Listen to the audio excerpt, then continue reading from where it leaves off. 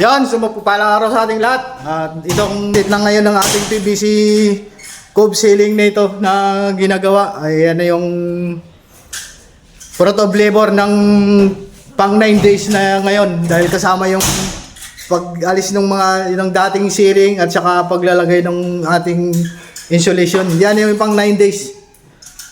At itong area ng ating pinaglagyan ng ceiling nasa almost 22 square meter ito. At ito yung lugar na yan. Ayan, maglalagay tayo ng floating TV console dito. Titingnan natin kung paano yung design na magagawa natin. Kung magpipili lang tayo sa dalawang design na ito, kung ano yung pwede na magagawa yung approve ng ating customer dito. At ito yung sa kabila, hindi pa natin na gagawa ito. Ayan yung sinasabi kong pag nilagyan ng insulation. Lahat naman ito may meron.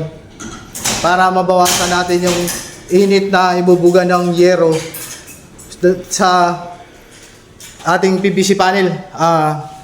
Sinasabi nila tipid ba itong PVC panel na ginagawang ceiling?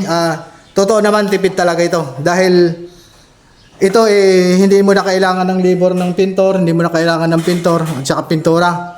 Lalong tipid kung ang interior ay naka-slab, mas maganda dahil mas tipid dito. Pero kung ganitong walang slab, direktang yero, halos even lang ito na yung gastos niya kasi ito lalagyan mo pa talaga ng insulation sa loob.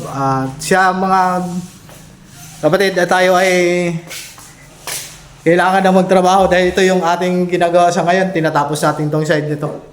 Itong pang 9 days, tapos itong 22 square meter kasama yung pag-alis ng mga dating ceiling at saka paglalagay ng insulation. Hindi kasama sa 22 itong ating walang ceiling pa na yan. Walang ceiling.